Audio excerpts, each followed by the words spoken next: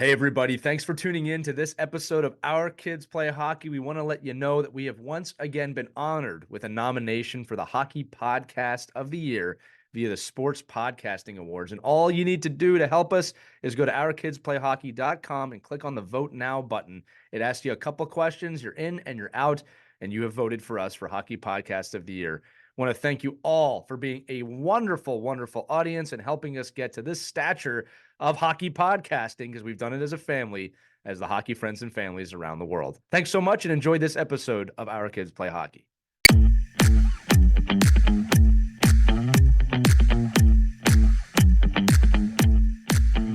What's up, everybody? Welcome to another edition of Our Kids Play Hockey. Got a guest this week, Mark Gilman, who's a hockey lifer. He has coached his kids. He's been involved with hockey from house league all the way to college baseball with his kids. It was a great conversation about what we can do better as parents and coaches to really impact the lives of these youth athletes. It's one of those ones you're going to want to listen to. You're probably going to have a lot of thoughts. And if you have anything you want to say to us, make sure to contact us on social media or at team@ourkidsplayhockey.com. And also make sure it's out now. When Hockey Stops, the new children's book that Christy and I wrote. It's getting out there. Lots of awesome endorsements. Kids are loving it. You can get an early access edition at www.whenhockeystops.com with some free gifts. If you want to support the show, it's a great way to do it. So check that out. And also, if you like what you're hearing, if you love this show, make sure to like, subscribe, love, whatever emoji or thing you have to press on whatever you do to listen to this show. We appreciate it, review and everything. So thanks so much. Without further ado, here's Our Kids Play Hockey with Mark Gilman. Hello, hockey friends and families around the world, and welcome to another edition of Our Kids Play Hockey. I'm Lee Elias, and I'm joined, as always, by my good friends Mike Benelli and Christy Casciano-Burns, and we are joined today by an incredibly experienced hockey parent and person. He is the owner of Pitch Noise Strategic Communications and the former owner and general manager of the Motor City Hockey Club and a director with the Michigan Amateur Hockey Association, Mark Gilman. Mark has 4 boys who played hockey from house to juniors, with 2 of them eventually becoming collegiate baseball players. And he is now back into hockey again after owning a junior A team and spending 2 years in Guatemala by helping to run the Greenville Hockey Association in South Carolina today. Mark, it's a pleasure to have you here with us today. Welcome to Our Kids Play Hockey. Thank you. It's really a pleasure. Yeah, no, the pleasure's all ours. And look, we're going to jump right into it. Christy wanted you to come on the show. And as soon as we heard about it, we were excited about it. You're a talented writer. A lot of hockey parents would regularly turn to your hockey blog for great guidance and perspective.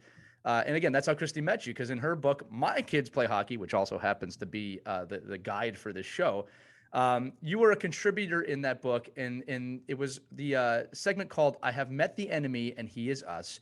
Your kid is not an investment. You know, it's funny, Christy, I was flipping through the book the other day and I saw that before this interview was scheduled. And I made a mental note. This really happened. To like, oh, let me read that chapter. And there you go, reading my mind, bring the guy on to talk about it. So let's just talk about that first, Mark, because again, we're heading into the off season here. Parents are now, their wallets are empty. The wallets are empty. They've spent all the money. And they're gassed. Yeah, they're gassed. They're tired. We're at that point. All the parents are going, I don't know if I want to do this again next season, which, you know, in August that'll change. But talk to me about that little, segment you wrote in the book and what you meant by that. Well, you know, what's really bad is when you are recruiting for like a junior team or a AAA or travel team, whatever, and you feel like the first step you have to take is to see how they're dressed and if they can afford it. That's a problem. You know, a lot of people have, I think if I talk to any parent that our kids have grown up together with and what have you, and, you know, they would all say the same thing. If I could do it all over again, I would spend less money. Right. And I'm certainly in that camp. I think we feel like getting specialized coaches, specialized training, extra ice is going to make our kids part of our investment in getting them a college scholarship. I'll tell you my situation. I spent a lot of money. My youngest son was the best hockey player in the family. He was phenomenal and got burned out. And his teammates, he had 3 teammates on the University of Massachusetts national championship team last year, 3 teammates. And so that's the level he used to play at. And he just burned out and he had a bunch of concussions. And so the whole investment was, we're going to get a college scholarship out of this. So his senior year, he says, you know what? I can't do this anymore. I'm saying he's broken every bone in his body. He's hurt. He's had concussions. He's done. So all that money, which was supposed to save money on college, is now gone. He had 4 offers, and he said, "I can't do this, Dad. I just can't." And I didn't argue with him. I mean, it was just sad. But I think, we're sending 8-year-olds to summer camps and summer stick handling training, and it's crazy. It's funny. I just moved to South Carolina, and it's different down here. I mean, people aren't in the hockey universe like they are in other parts of the country, although most of the kids in hockey in Carolina are from other places. So, they're from Canada, they're from Buffalo, they're from Boston, they're from all over the country, but still it's a different mindset here. They don't have the specialized coaching. They don't have and I don't mean to disparage any specific countries, but they don't have a Czech coach or a Russian coach that walks in and says, "Hey, I can train your kid. It's only going to cost you $6,000 a year." It's ridiculous the amount of money we spend on this stuff. And I think if you take a look back and you think about all the money you could have if you didn't spend that kind of money, it would be a real blessing to a lot of people. Yeah, because I think, parents get caught up, as you talked about, you're kind of in that culture where everyone around you is doing it. So you feel as if, well, if I don't do this, my kid's not going to have that. We have to chase that golden puck. Because if I don't, then my kid's dream's not going to come true. Is it your kid's dream or is it your dream? Right. My favorite one is when you get a phone call and you find out that 3 of your kids' teammates are going on a tour of Sweden next summer. Like that, like they're going to get so much better. It's a money grab. There's no benefit for other. If you want to take your kid to Sweden, take him to Sweden. Don't make him play hockey when he's there. There's so many different money grabs, and there are different people, and there's tournaments that are not needed. There's specialized select teams that they have that play in the off season or over the holidays. If you don't make it, then you're probably never going to do anything in hockey the rest of your life. And I'm talking about select 8-year-old teams. Christy, I've told you this before. If I could do anything, I would get every parent of an 8-year-old in a room, and I would tell them, your kid is not going to the NHL. Okay. It's not going to happen. Calm down, put your stopwatch away, stop to keeping track of your kid's ice time, leave the coaches alone, let them coach. He's not going to the NHL, or she's not going to the NHL, either one. And that seems to be the troublesome age that I've had over the years. Everything is so. I was watching some 8-year-olds play the other day, and I went, they're so cute. I used to take this so seriously. Yes. Yeah. And I saw that recently in an 8U tournament where the parents weren't really enjoying it. They were really caught up in the competitiveness of it and how competitive the other teams were and how that team played dirty. It's like they're 8. Come on. And then you've got the one parent at the glass that's always saying, "Move your feet. Move your feet." Yeah, I'll say this too. I'm an 8U coach right now. And Mark, just quickly, because we just met, my background is I coached professionally for a long time. So 8U, this is my first experience in youth hockey as a coach. My son's on the team. And Christy and Mike, you'll laugh about this. I feel, we're kind of through the season now. So I feel like I'm kind of like I was a rookie in the beginning, and I'm all bandaged up. My eyes are dripping. I got the darkness under my eye. I made it. I've made it through the season. But before I comment on that, I want to throw it to Mike. Mike, I know you probably got stuff to comment on this as well.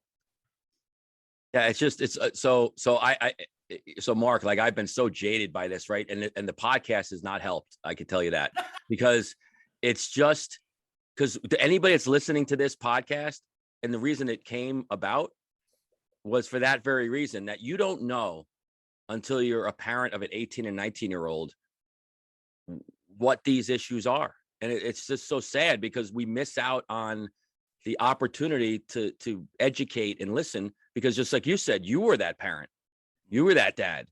And I see that. And I've been doing this for 7 years, building rinks everywhere and programs and charging crazy amounts of money and offering spring and summer select teams. And I get it, but because there's a money grab, no doubt. But every parent thinks, like, when you go in that room of 8-year-olds and 8-year-old, parents, and you say, none of your kids are going to make it to the NHL.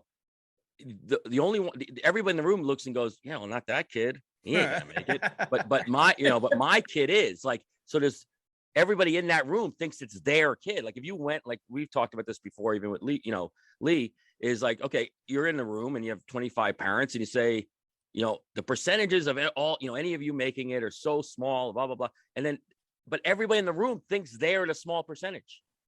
And what happens is they can't get out of their own way of just saying, God will give you the ability to play at a higher level. It's not going to be, Sergey's power skating class for the next 25 weeks. It's going to be your talent and your drive and your passion and you as an individual. And I think our job as parents and coaches and administrators is to just provide all those tools and resources in there. And hopefully the kids kind of can navigate through, without at the end of the day, like you're saying, burning out and just, wondering, wow, where was that ROI? Like I did all of this for my son just to say, okay, well, that was fun.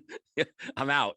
And, I just think we should all, I mean, if we did a better job of having better parent calculators, with people like you going in the room of a group of parents saying, I'm going to give you my story. You could believe it or not. You could take it and do what you want with the information I'm going to give you. But the fact is, I think the genie's out of the bottle here. And I think this is only going to get worse. Let me give you an example. So I have this kid. I'm gonna name him. His name is Trevor Bodie. He is one of the funniest kids I've ever met. No one could Sully like that kid. I mean, he was the king of Sully. I remember one time I was on the bench and he came over and we were playing juniors and he said, "Hey, Mark, did you see that goal?" And I said, "Trevor, everybody saw that goal. So you made sure everyone did." But anyway, this kid was playing house when we picked him. He was playing house his whole life. He'd never played travel. I mean, he's playing house. Yeah. So my coach comes up to me and he says, "Hey, I found this kid. He's playing. He's 16 years old. He's playing in a house league." I said, "Why are we looking at house kids? What are we doing?" He says, "Wait till you see him." So he comes in. The kid was flipping phenomenal. And the problem was his parents went through a divorce. They didn't have any money. They had all sorts of things happen he was sick for a couple of years because they found black mold in his house. I mean, all these things that happened to this kid to keep him in house. By the time he was done, not only did he set our team record for goals in a career, he set the Division III record last year. So this is a house kid, who's just a phenomenal hockey player. And think about all the money that could have been spent on that kid to make him a better player. Yeah, and I think to your point, time. I mean, forget about money, because obviously the sport of hockey is becoming it's and it's funny. This week I think is tomorrow is actually this is a whole USA Hockey Week. We're doing this podcast on this week, and one of the days is hockey is for everyone and diversity and outreach, and the fact is, no matter what we do as a hockey community, we are outpacing the ability for anybody to play hockey. It's too expensive for people to think, because there's not enough people, Mark, like you, thinking, well, why can't you just develop in a house league? If you're and why is that why is that such a negative thing? Why is the negative connotation that if you're just having fun and enjoying at a game and getting better and creating your own passion and environment, why is that bad? Why do I need to create your passion? You're the kid. Yeah. And I think this is such a huge piece because of just what you said. And that those stories aren't out there. Because I think there's more of those than not. I think there's more kids that played 12, 13, 14 years old, playing on A teams and B teams and driving to get to that level. We saw an Olympic situation a couple of weeks ago. I can't remember her name, the woman who won the speed skating. She started skating 4 years before she won the gold medal. Right. 4 years. I had a kid on one of my teams that was also a speed skater, and his dad was psychotic about speed skating. He didn't care about hockey.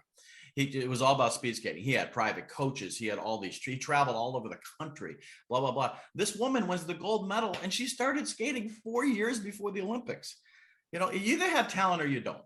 It's a problem. I would love to be at a point where house doesn't have a stigma.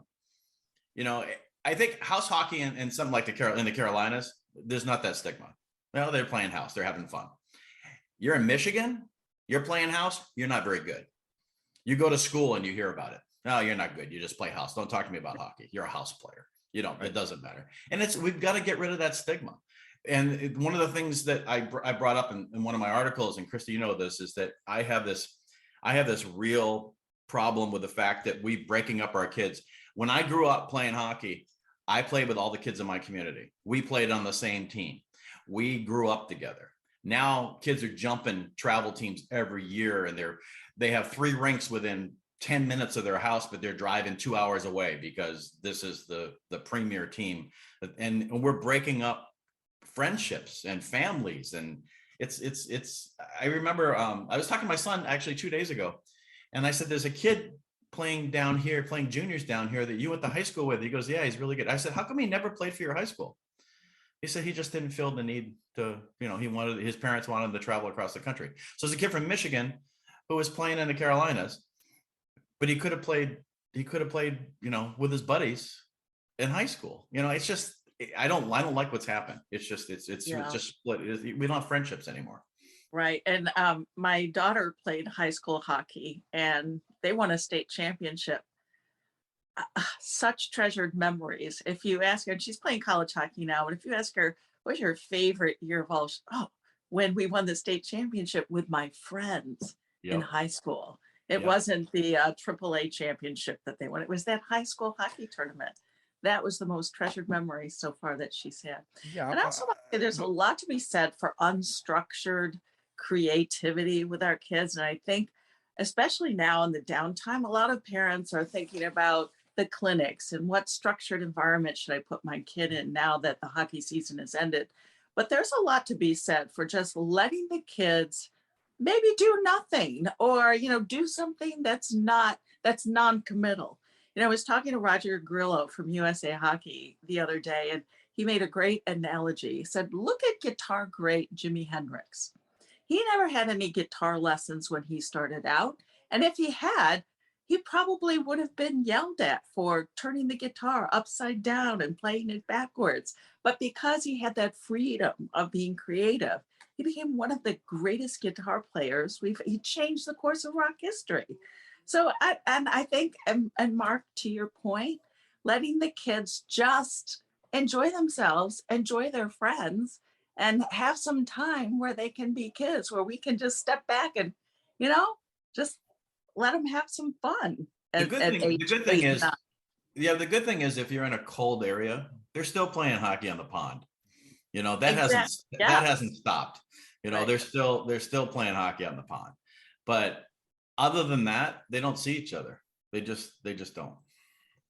I want to dive in here, guys. I've been taking notes because there's so much let's say right now. As a parent of an 8-year-old. Well, here's the deal. I've had a unique road in the game, right? So Mark, to your point, I started when I was 12, very late, and I moved up the ranks very quickly. But I had the passion for it, I had the drive for it, and I had the right mentors at the time. But I want to rewind back a little bit. Mike, you talked about the ROI on all this money spent. And I think the key here is that, and don't get me wrong, I'm not saying that it had to be this much money, but the ROI on any time your child is involved in youth sports is the life lessons they're going to grow. And I think that is the thing that we are missing the most right now in the sports community, because this conversation isn't just limited to hockey. Now, from a financial aspect, hockey is by far the worst. There's no doubt, but I've seen this in youth football, basketball. Hey, my kid's going all the way. Baseball, volleyball, everything. And here's the truth. We're talking about how does this change? Where does it change? Parents, coaches, we have to come back down to earth. I'll never tell a kid if his dream is to make the pros or her dream is to make the pros. I will never tell a kid that they can't make it. But the point is that they have to put the time in. They have to have the drive. They have to have the character. They have the right to pursue the dream, even if they don't make it. But we're missing the life lessons. The value of the youth sports your kid is involved in, as Christy said, is the friends they make, the adversity they face, the life lessons they can learn. I can tell you right now with my 8U team, all right, I've been around the game long enough. I've played long enough. I've coached long enough to know I got a special team here in terms of all the parents get along, the coaching staff gets along, the kids get along. It's very rare. Even though it's my first time coaching at this age, I know this is a rarity, right? What did we focus on this year? Team building, that it's supposed to be fun over winning. We try not to keep score. We ask them not to put the score on the scoreboard. And I'm sure people think, well, you think you're going to kill us? You think we're going to kill you? I don't care. My favorite games this year were the ones I didn't know the score, but the games were competitive, right? You know, when I look at youth hockey guys, I've always said this, you know, I kind of divide it in my head, you know, the kind of 6U to 12U is a phase, right? That's when you build character, love for the game, fundamental skill sets. This isn't about becoming a superstar yet. All right. If there's a standout at this age, you'll know. You'll know. Right. Then I would say there's that 12 to 15 area, the U12, U15, where, you know, that's pubescent. Kids got to figure out what they want. At that age, you become serious or you don't. Right. About, okay, I really love this game. I really want to pursue it. Or, hey, I want to pursue other things, which is also okay. And then the U15 to U18, that's where you start to make decisions on, okay, should I be maybe investing time and money and resources into a potential future for this game, which, as you said, Mark, is extremely unlikely. And you have to have that conversation of, do you want to pursue it, knowing the possible outcome, the likely outcome is that you will not make it, but you have the right to pursue that. You know, the other thing too, Christy, you said Jimi Hendrix. You know, I don't remember if there's a picture or a video, but I always remember Jimi Hendrix. He wakes up and he's at the breakfast table eating a cereal with his guitar on. Right. And I remember that because the guy loved to play guitar that much. Parents, if your kids are not waking up and loving the game, hey, how about this? That's okay. That's okay. Let them pursue the passion that they want. My kid doesn't have, he doesn't know what his passion is. It's okay. They're not going to know who they are till they're 30. None of us do. And then you still reinvent yourself over and over again. I'm sorry. I'm saying a lot, Mark. I want to throw it back to you. But my point is that this changes when we stop focusing on, as Christy said, the golden puck, which if it's in your future, it's in your future, and start focusing on creating a better human being. That's the value of youth sports, creating a better human being. Because here's the deal. We all have to hang the skates up at some point. It's 18, it could be 40, but you got to hang them up and you got to work after that. Well, the good thing too, Lee, is that there's a learning curve for coaches too. Right. As they get advanced, they learn the stuff to leave alone. My favorite story, this is a true story. My son was playing 6-year-old hockey. The coach gets out a whiteboard and starts talking strategy on the bench. Great. Literally. He's doing, I want you over here. I want 1-3-1. Yeah, he went on Coach, for we only 10 had 4 minutes. players on the ice. Yeah, he went on for 10 minutes and he said, any questions? And my son was the first one to raise it. And I only knew this because he told me afterwards. He said, my son was the first one to raise his hand. And he said, okay, Trevor, what's your question? How many more days till Santa? Right. I love it. Right. You know? That's it. And he said that was my last whiteboard discussion that season. I never did that again. Yeah, it's fun at that age. It's fun. Yesterday I had a player on the bench, really upset, really emotional.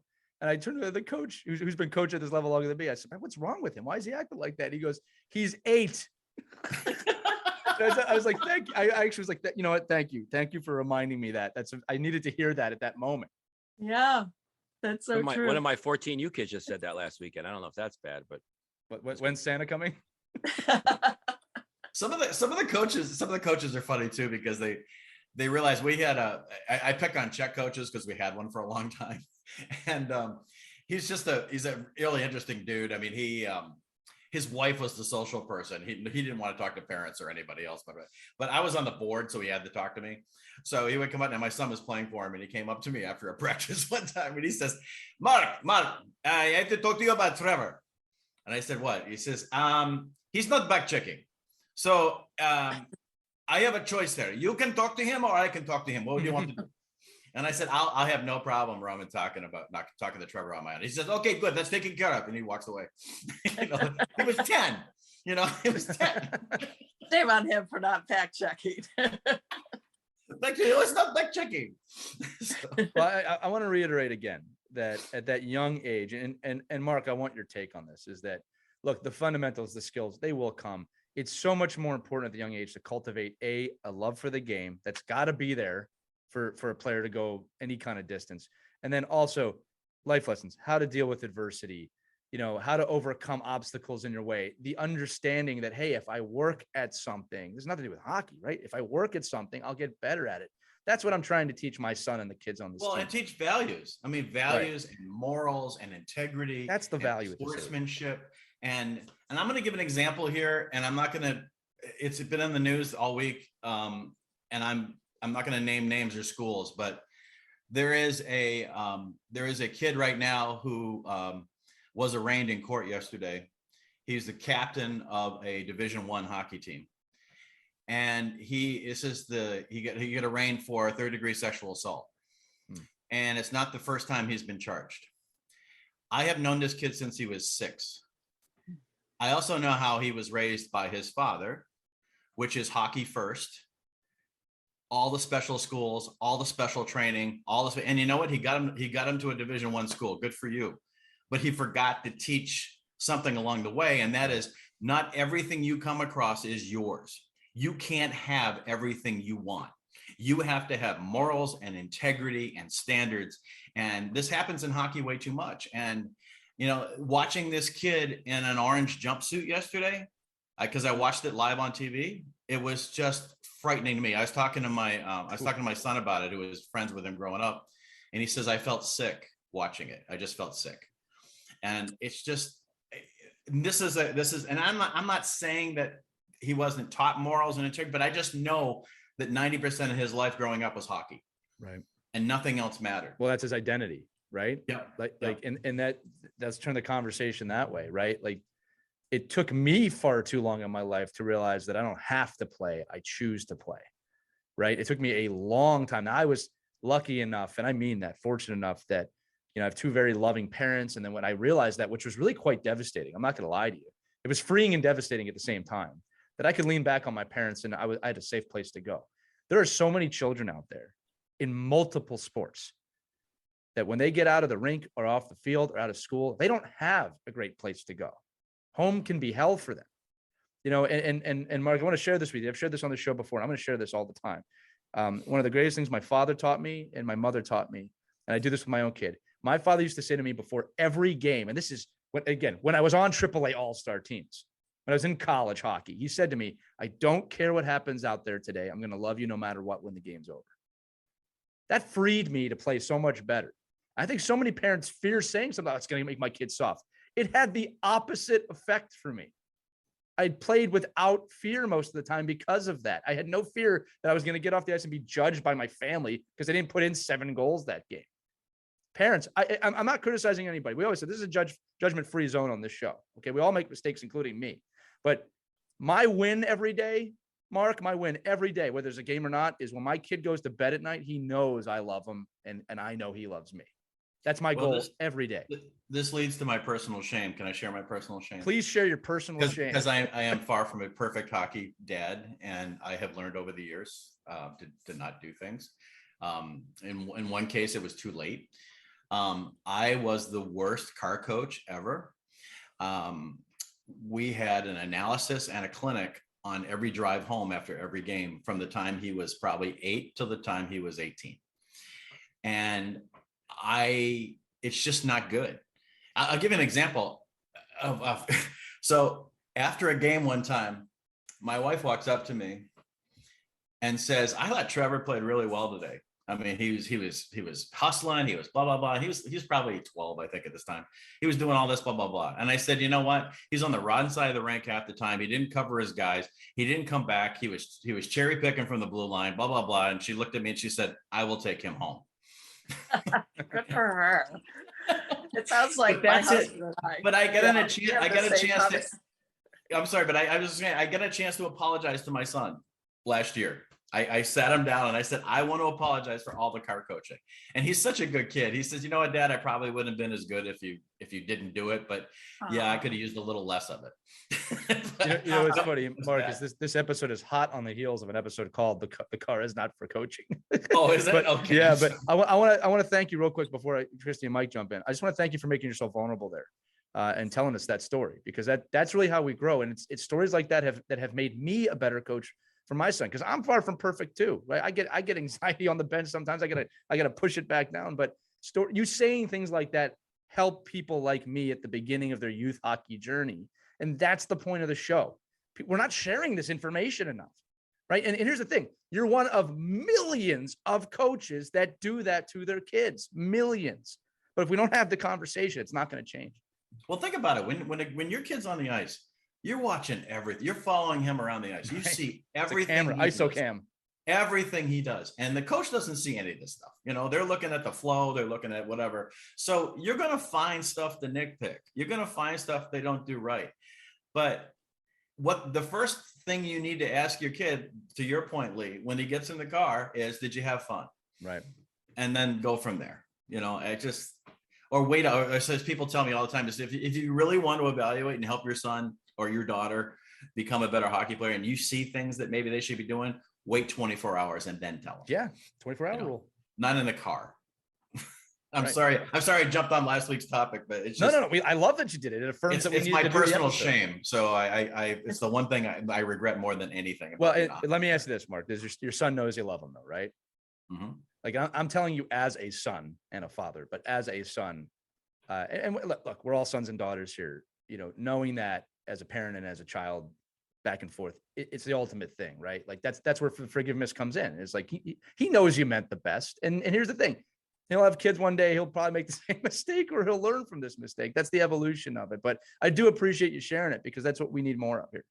Well, he was so forgiving. I literally had tears in my eyes. I was like, he was so Right. forgiving. Like, don't worry about it, Dad. It's okay. What What a you should good do parent. is let him follow you home from work and coach you in the car. Yeah, I thought that meeting today, Dad, I didn't think that was that great. I think you need to do better with that. Go ahead. I'm sorry, Christy. Well, I just want to give myself a shameless plug. Oh, do it. This is Do the it. book. Oh my gosh. And Mark's chapter, I want to jump into this one. He wrote this fantastic chapter, 83, the top things I changed in youth hockey as a parent. Yeah. And he calls himself the commissioner of youth hockey, the parent commissioner of youth hockey. And one of the things you said, and I just laughed out loud when you said ban goalie parents from their Some of my best friends are goalie parents, and that was kind of a dig to them. There are normal goalie parents out there. It's a small percentage, Yeah, but both there of are them. normal goalie. Yeah. And if you're listening to this right now and you're a goalie parent, you think you're one of the normal ones, and you probably aren't. There you go. I can guarantee that we have goalie parents that listen to this show. Just so you know. Yeah, you raised some really good points in this chapter too. Also, requiring financial balance sheet be given to parents at least twice a week. So important. I'm glad you brought that up. Let's talk about that. There have been so many scandals over the years. I remember there was an infamous case in Ann Arbor, Michigan, probably like 10 years ago, where somebody walked away with hundreds of thousands of dollars and nobody noticed over like a 2 and 3 year period. And she ended up in jail, but she was the quote unquote treasurer of the Hockey Association, and money wasn't going where it was supposed to. And just because no one ever asked for a balance sheet. And if you're this is my thing. If you're on a team and you ask for a financial statement and they push back like you don't deserve that, find another team to go play on, because that should be an automatic. I'm going to let you know what's going on financially in this with this team, and this is how much money's owed. This is where this money went. This is how much this tournament cost. Whatever. This is how much ice is costing us. There's got to be a financial balance sheet. And if there isn't, go find another team to play on, because there's something wrong there. And Mike, since you're in it now, what do your teams do? And I've seen it, not just with hockey, but even with other sports organizations where treasurers or people who are in charge of the balance sheet take advantage of that. And we've seen some prosecutions locally here in the central New York area too. And sometimes parents on teams that, we've been a part of have questioned, where's the money going? They raised some eyebrows and never really got answers. So what do your teams do to make sure that parents know how money is being spent? Yeah, so all the organizations I work with probably the last 10 years now, from a hockey director, administrator point of view, is I require them to have as part of their parents guide. So when you send out your parents guide to your youth hockey team or your organization, that there is a breakdown. And what I try to do is get organizations to use that in a positive way, because I want them to really see that by together, the parents' money that's going into the program is actually providing more, the oversight's there, but it's providing more opportunity for the kids to get more things. Like if we broke down how much it costs to go to a tournament, and we would show those things. Okay, if we all go to a tournament, it's going to cost us collectively about $14,000-$15,000, right, to go to that tournament as a group. We could take that money and put it towards this. Here's what ice time costs. Here's what coaching costs. Here's what, and guess what we could get out of this if we did it a different way. So I think once parents can understand, like I probably do it a little differently than most organizations, because I mean, it's probably why I work with so many organizations, is because I save them money and I find ways to say, okay, well, we're all going to buy tape together. We're all going to buy, hockey wraparounds together. We're all going to buy ice time together. We're all going to get that skating coach and split the cost. So now instead of people, feeling like where is and I think you need to show value. If you're going to pay your coaches $12,000 a year, $8,000 a year, $10,000, $20,000 a year, there's no reason to hide that. I mean, if you're an organization that says we value this check coach and we're going to pay him $12,000 a year to coach your kid, this is why your fees cost this much money. It's when you start hiding the fees and the costs that's the biggest red, like to Mark's point, that's the biggest red flag I would ask. Like, well, what are they going towards? And if your organization can't answer that, like within seconds, especially this day and age, like in seconds of sending you, like I run our lacrosse organization. I'm like, this is why we're able to keep things so cheap, because we're not paying, coaches. So if we do understand that that all those fees go up, because there is, the money, it just doesn't come from nowhere, it has to come from the parents. What's funny? What's funny too is the kids have their own ideas on where the money should be spent too. And it's Right. so if I would guarantee if you walk in a locker room and you say, okay, kids, here's my choice. I can spend X amount of money on a tournament in so-and-so next month, or we can get you guys really nice sweats. They're going to take the sweats, they're going to go, that's fine. I'm going to skip that tournament because we need new sweats. We did that. We did that with a group at the end of last year. They could go to one more meaningless tournament, but they had gone to 6, or they could pool the money, and every kid on the team, because they collectively got a brand new pair of skates, brand new pair. I mean, you're talking about $600-$700 pair of skates. That's a no. Every kid on the team, and every parent's like, well, why don't we always do that? I go, you tell me why you don't do that all the time. My philosophy on this is, especially so Mark, you're in an organization in South Carolina. You have your own rink, you have your own fees, you have your own expenses. Why do we want to get our customers to spend money in somebody else's rink as soon as possible, as opposed to spending their money in our rink? It just baffles my mind why we do that. But I think a lot of it has to do with, well, what are we giving them then? If they're going to stay in our rink and they're going to stay in our program and stay local, what can we do to make it a better experience than getting into Tahoe, spending money at Mobile, staying at the Marriott, and getting 45 minutes of total ice time over the weekend? But if we don't show those things, if we can't show those in that spreadsheet, like this is what you're getting in return of this, then I can see why people need to get on a plane and go to a tournament. But if we can show them the other way, and to your point, Mark, if you went in there and said, okay, guys, girls, this is what our options are, 18 minutes of ice or a weekend amusement park team building activity. They're never choosing the ice. They're never, ever, ever choosing the ice. They just aren't. Mom and dad might be, but maybe they just want to get all ripped up, at the Marriott and, at 2:00 in the morning. But I think it's more of ask the kids, see what they want to do. And again, I'm not a non-believer in tournaments, and we've had these conversations on our episodes a lot. But I'm more about, why aren't we listening to the kids more, and why aren't we giving them an opportunity just to contribute to what, we should be spending our money on? Yeah, you could spend hours just talking about tournaments. I mean, no, we did. We have. Yeah. And we only tape a little bit of it. Yeah. Yeah. No, but you're right though. That's a great point. I mean, maybe that's something that should go out immediately. Ask for your spreadsheet. Right. Demand it and get it. If you don't get it, Mike, get out. I want to plug you just real quick, and then Chrissy, I'll throw it to you. One of the things that makes Mike so great, one of the reasons why I'm so honored to share this mic with you every week, is Mike has realized a few things in his line of work. One is that he just loves being a coach, even when it's frustrating, Mike, for you. You just love the game. You love coaching. You love molding minds. But here's the other thing too. When you look at organizational financials and stuff like that, I think what happens a lot of time is these people running organizations, not always entrepreneurs. They're not always business owners. They're parents that volunteered, have moved up the ranks, and someone said, "Oh, this is how we do it. This is how we do it. This is how we do it." And Mike, you kind of bring that critical business thinking to it. Of, hey, why don't we contact these people? Why don't we look for bulk deals? And that's why you're so valuable, Mike, because Mike, I'm going to plug you, Mike Benelli Hockey Solutions. There's a reason that exists. It's because he's going to save the money for the organization because he's been there. anyway, I'm sorry. I'm not trying to turn this into No, an no, I advertisement. appreciate that. And it's Yeah, not I'm only just about, I saying think it. to Mark's point, though, it's not just Yeah. about saving money. It's about Right. retention. If you're Exactly. in South Carolina, you need to retain any kid that has a glimmer of wanting to play hockey. Right. You've got to get them all.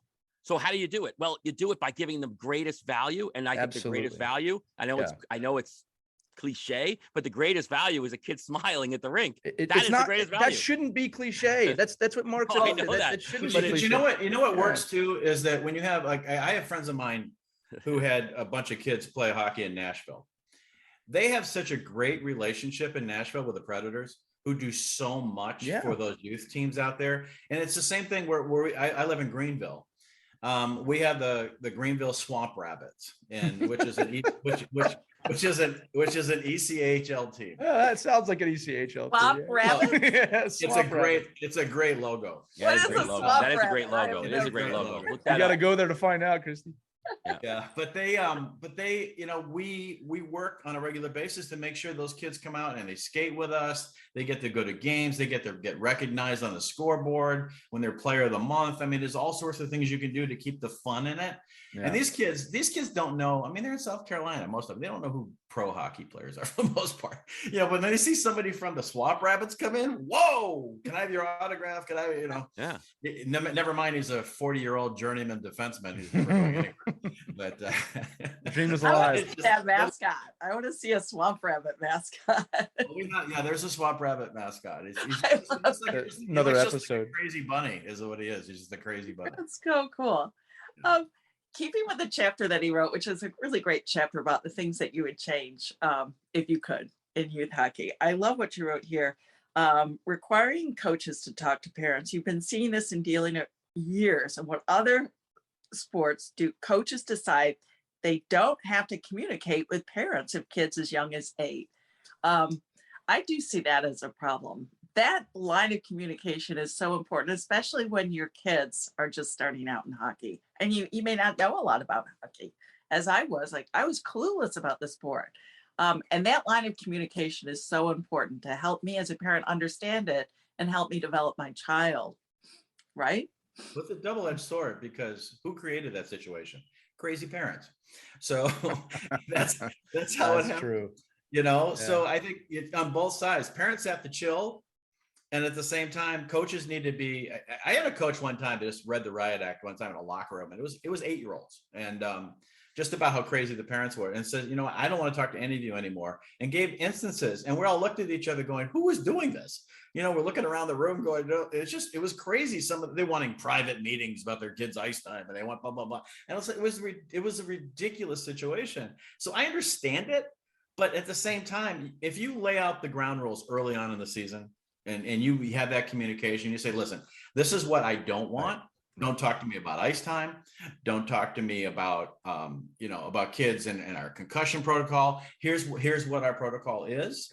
Here's what we're going to do. Don't talk to me, don't talk to me about the fact that you're playing 4 sports right now and you can't show up for practice. We'll work that out ahead of time. Mike, you know that one.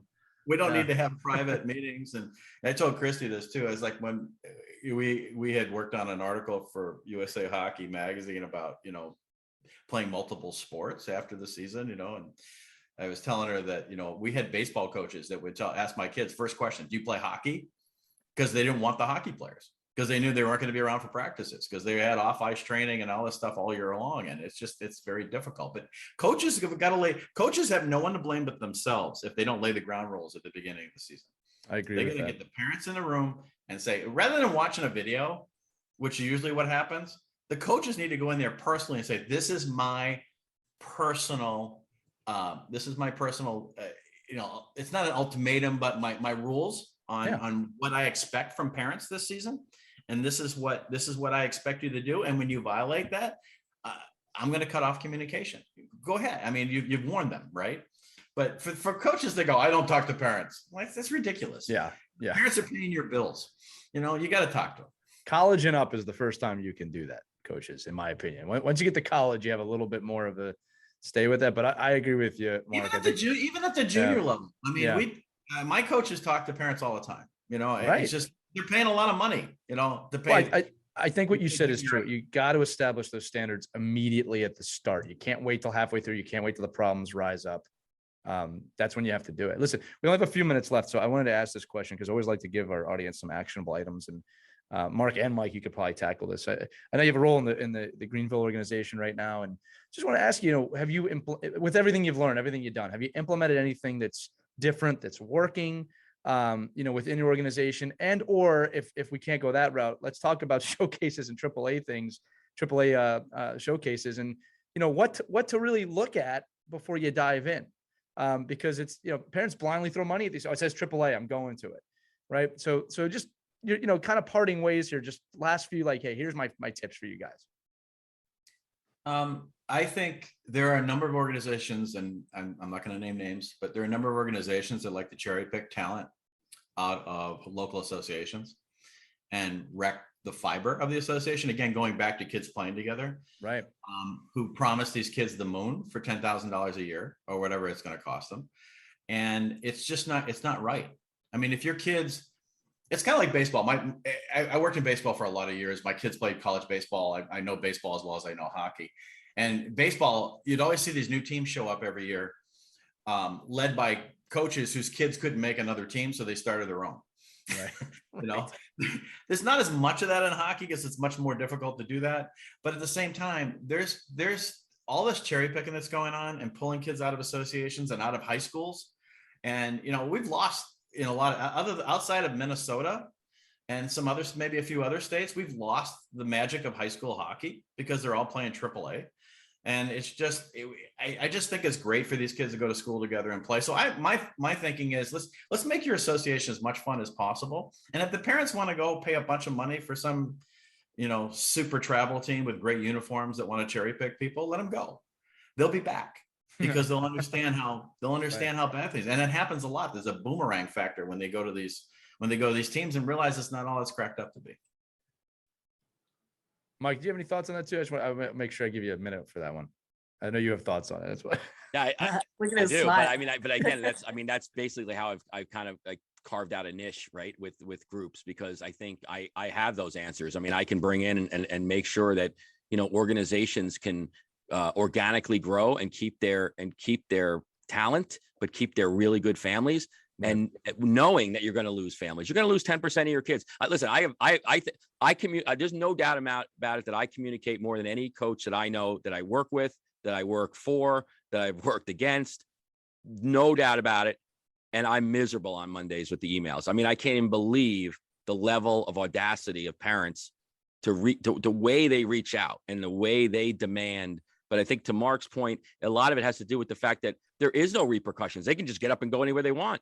And there's plenty of people that will listen to them to do that. Right. So it's very like, oh, you can't like that situation. It's a horrible situation. Oh, well, you want to leave? Yeah, I'll leave. Okay, good. Take 5 kids with you. But what I try to do with the youth organizations is to I love that the term is just make it so much fun and so rewarding to come into the rink that even if you lose those 1 or 2 kids, you're probably going to get a couple back. But really, the more important piece is to focus on the ones that want to stay. And I think if you do that and you have strength in numbers, right? You don't worry. I think it's the small organizations that lose those 1 or 2 kids.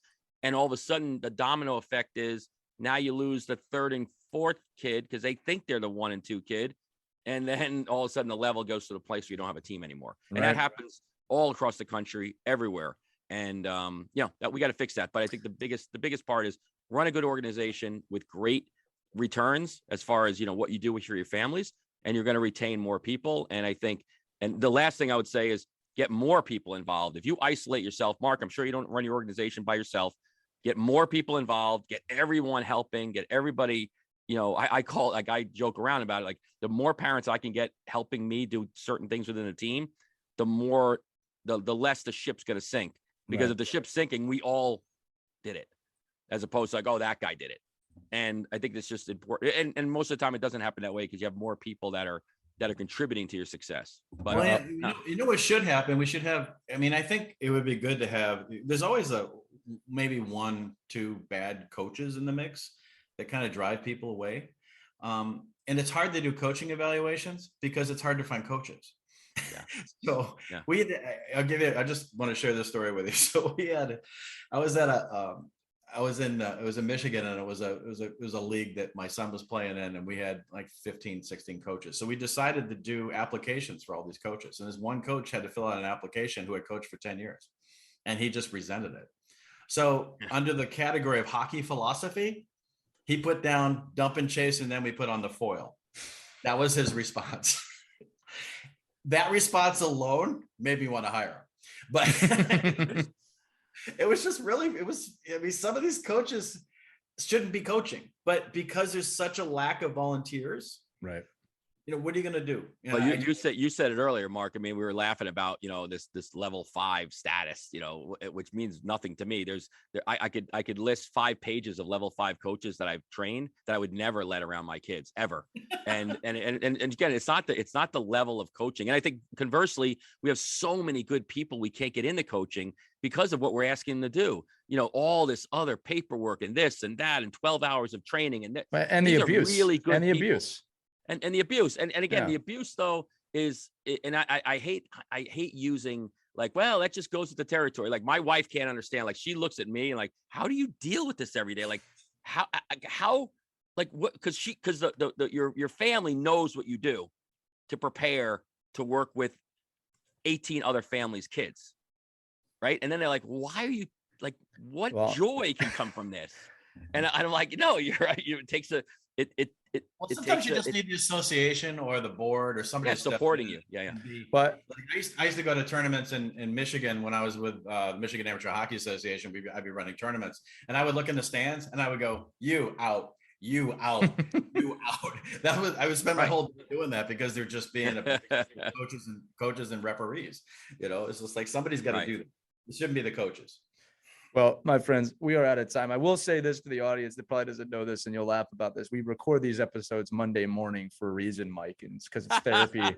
It's therapy for all of us. No, just for those who don't know, we do record the show every Monday. And Mike, Christy, and I always say, Mark, that it's always good to start the week with this because pretty charged up from the weekend most times. But that's why. So, Mark, you've been a phenomenal guest. We could go for another hour, but our time's up. So thank you so much for being here today.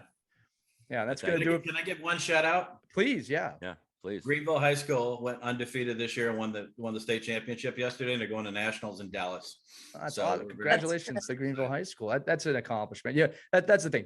Those kids will remember that. That's what they'll remember probably for the rest of their lives. These kids are growing up together, and they've known each other since they were. And the teams they were playing against, they all knew because they're on a lot of teams here, so they play each other 100 times.